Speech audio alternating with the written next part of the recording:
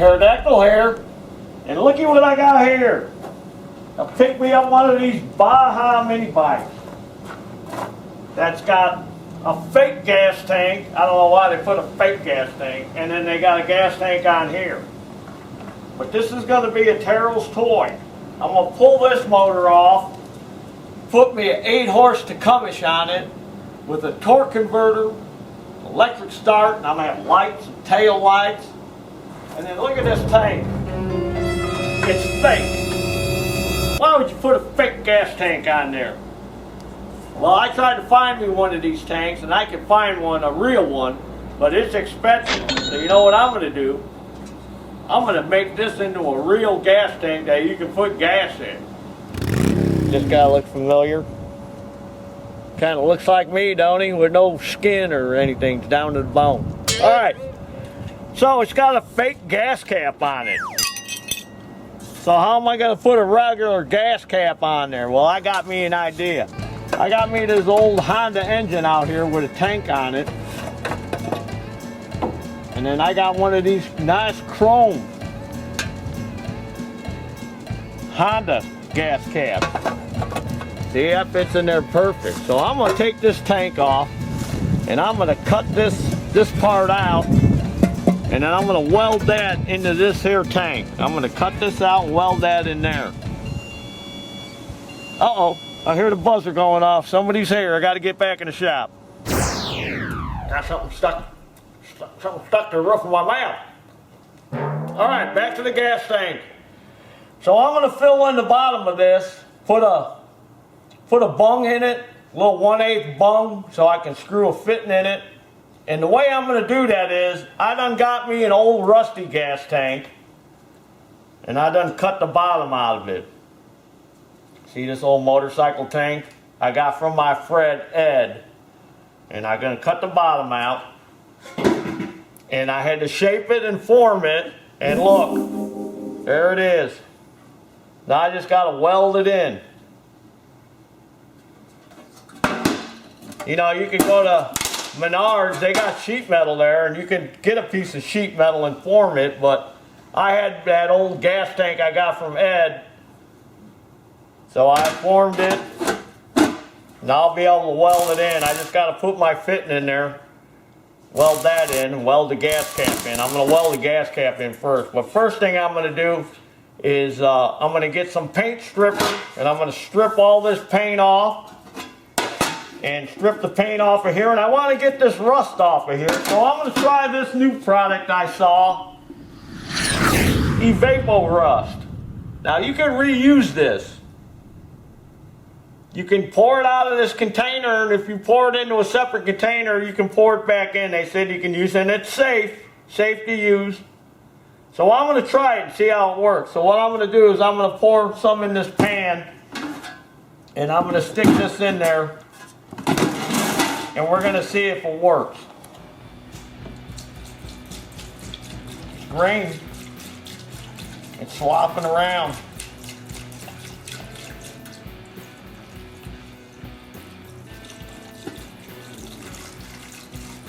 We'll see if it'll eat this rust off. Now I'm only going to be able to cover part of this, but that'll give us an indication on how it did. And then it says I can pour it back in the jug, what I don't use. So let's let that sit for a day or two and see what happens. Okay, I done cut the top out of that Honda gas tank and welded it in. I welded it in from the inside. So now it's like starting to take shape like a real gas tank. I got this cap from Stens. This is a Honda generator gas cap. It's a nice chrome one. Or you can use the cap that was on the gas tank you took it off of. Now you can see from welding it, I got a few little dents there from the metal warping, from welding it, from the heat. So I'll put a little booger snot in there, and if you don't know what booger snot is, that's Bondo. I'm going to use fiberglass Bondo because it's twice as hard. Now here, see, it works.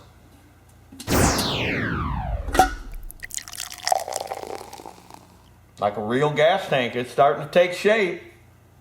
Now there's a couple ways you could do this. Say you don't have a MIG welder to weld this thin sheet metal.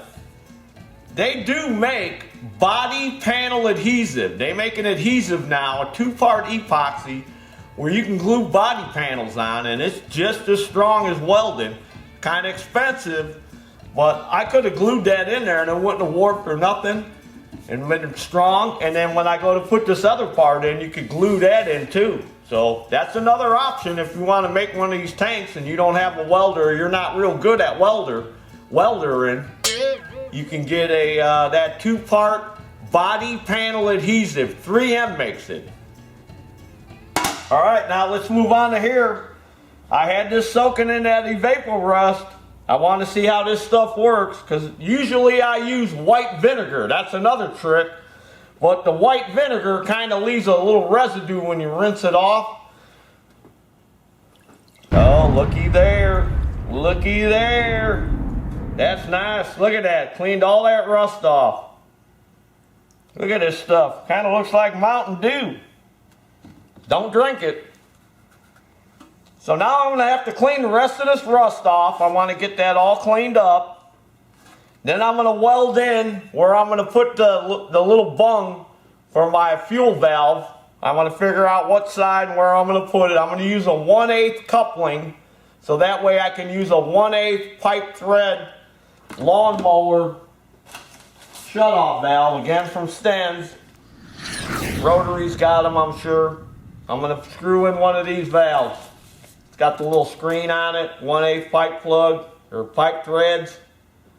I'm going to either put it on this. I'm going to figure out whether I want it on this side or this side. I'll figure out when I put the engine on, you know, which way I'm going to put it. So I'm going to weld it in somewhere. Then after I do that, then I'm going to go ahead and take this, clamp it up, and I'm going to weld it all in. Then after we get it all welded in, then I'm going to seal it with tank sealer. I'm going to put tank sealer in there and seal the whole inside, because this ethanol gas doesn't like metal. So that way it'll be all sealed inside. I won't have to worry about it leaking. I won't have to worry about rusting. So stay tuned. Okay, I got it all derusted. That stuff worked pretty good. You could probably use that as an option if you don't have a sandblaster, because the sandblasting would have been the next thing. But this was a lot cleaner and easier with that Evapo-Rust.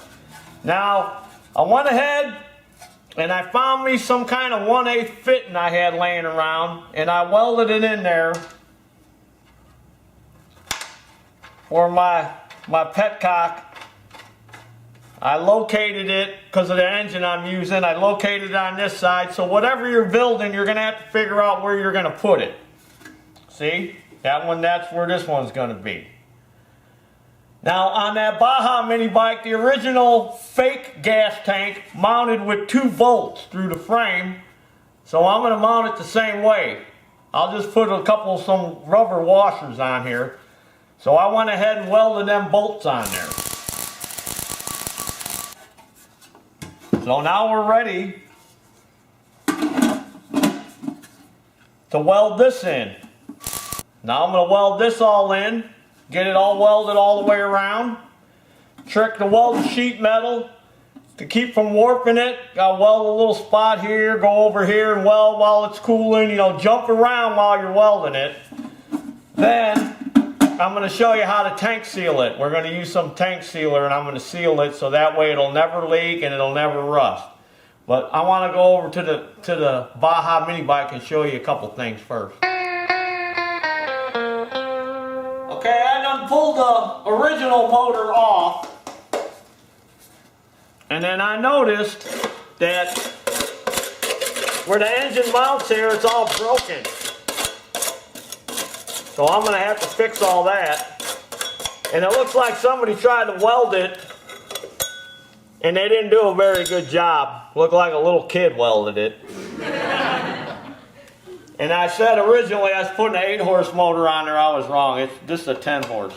This is a 10-horse Tecumseh I'm going to put on there with electric start. Now, the reason I pulled the motor off is I want to show you how I located these holes for this. So what I did is I put this on where I wanted it, and a pencil fit perfect through there. And I marked it with a pencil, and then I welded one on. One of these. Then when I welded that one on, then I went ahead and put it on there. Then I marked the second hole next. Instead of trying to mark both holes at the same time and then you weld it and it's off and then you're cutting stuff on and off.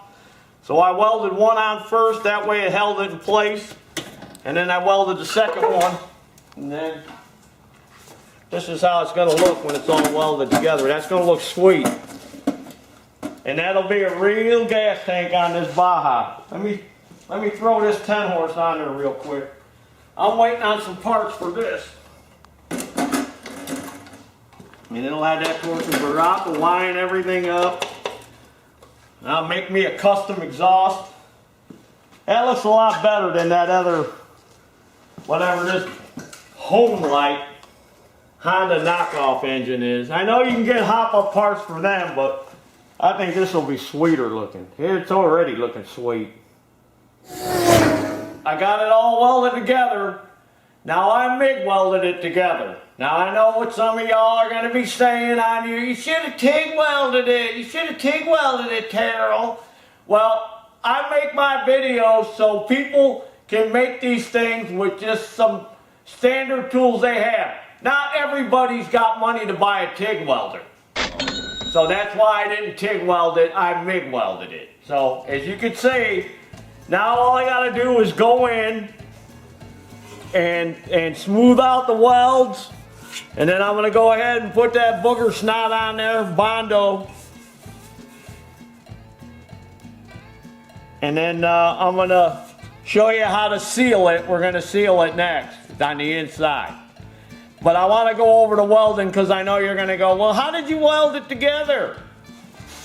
And how did you do it? And what kind of, welding did you use and all that? Well, I just got a 110 Volt Mig Welder. And if yours is similar to this with the min and max settings, I put it at max 1. And I used 30 thousandths wire. Now I know I could have used thinner wire for sheet metal, but I know how to weld it, so I used the 30. Now a lot of if you're not real good at MIG welding, you're going to burn through it. And there's a couple of tricks. First trick is, make sure when you put that bottom plate on, you got enough metal overlapping. Because I had mine overlapping like this, so when I welded it, I just ground off the excess. Another thing, make sure the two pieces of metal are real tight together. You don't want no gap like that. You want it tight all the way. And if it ain't tight, then weld a little bit, make it tight, weld a little more, keep moving your clamps.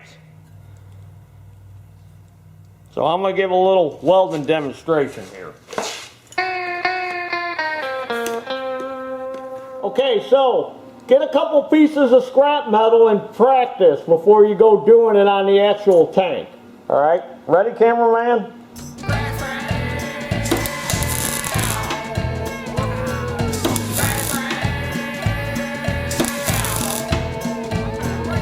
Now see how I did that?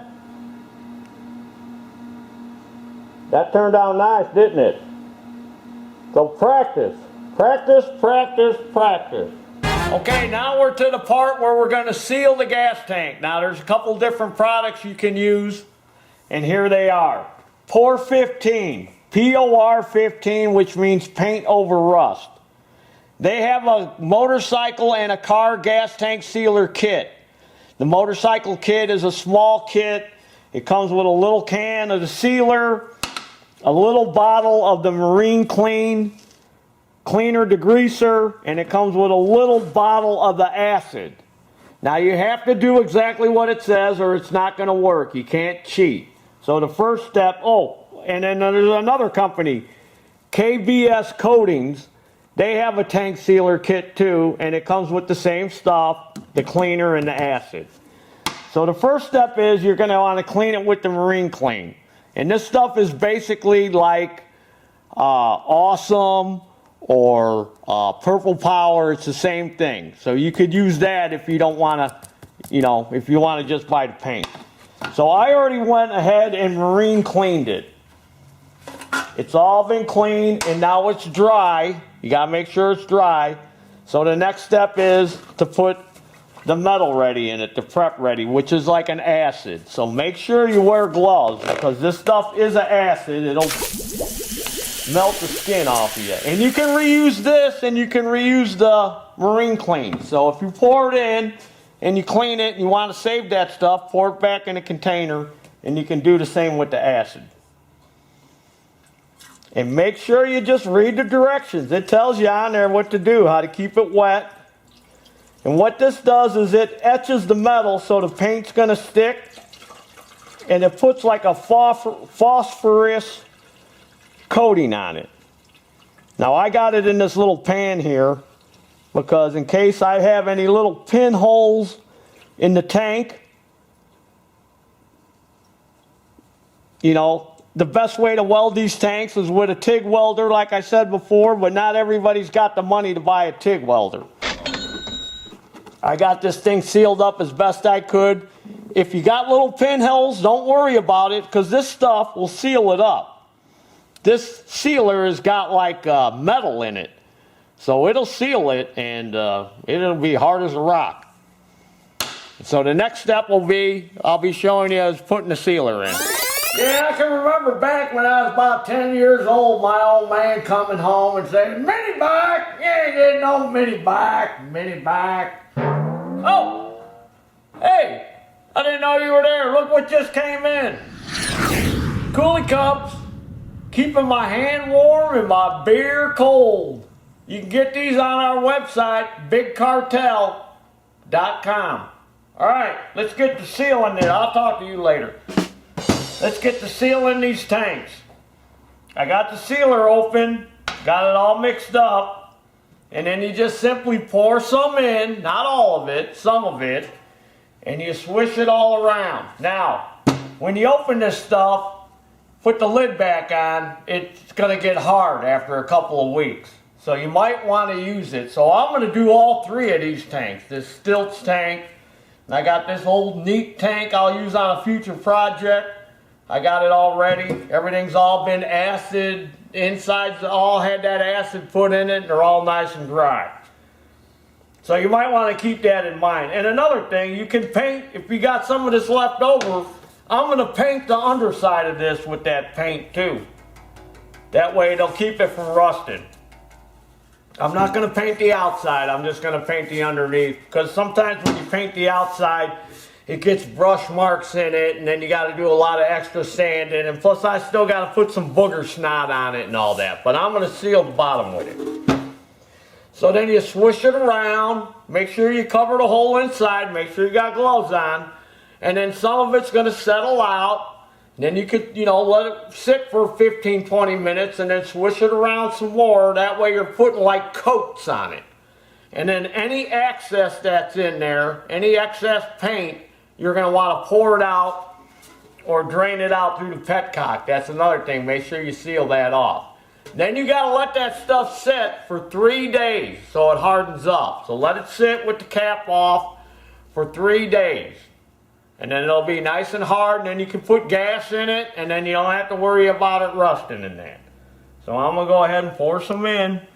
And the next time you see this tank, it'll all be sealed up. All right, make sure you got a flashlight too so you can look inside there, because sometimes it's hard to cover every spot.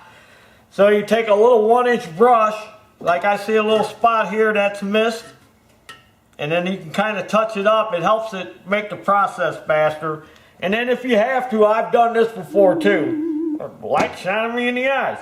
I've took and taped a stick to this, and then I can get in there and kind of paint all around in there and get some extra spots. So think of that too while you're sealing these tanks. Okay, it takes, you know, a few hours to do this, but I did 3 tanks. See, you can do this. I did this old chainsaw tank, and look how much of that sealer I got left. Almost half a can.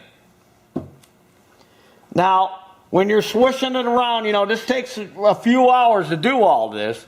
when you're swishing it around, if you got a lot of excess in there, you can't get out through the hole. You know, because you got to put it in different positions. Like I had it like this for a while, so it drained down. I had it on its side, I had it on its back, I had it on this side. And you just keep doing that, you know. Leave it for 20 minutes like this. Leave it for 20 minutes like that. Just keep turning it. And then to get all that excess out, let it puddle or pool to a spot where you can get in there with the paintbrush and dabber it up, suck it up with the brush, and then just keep putting it back in the can. Now this is probably going to go bad after a week or so, so I should try to find something I could use it up on. But now they're ready. They're all ready to dry for the next 3 days. Can you see in there, Mr. Cameraman? Because you don't want that stuff too thick. Should I put the camera in there? I got my eyes, my camera eyes here. Can you see that?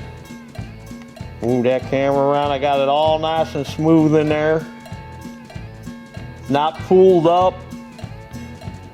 Because if you got too much of that paint in there, that sealer, it ain't gonna dry. It's gonna take weeks for it to dry. So just remember that when you're sealing this up. Just tip it to one side and get in there with that brush and dabber out all that excess. Then let it dry.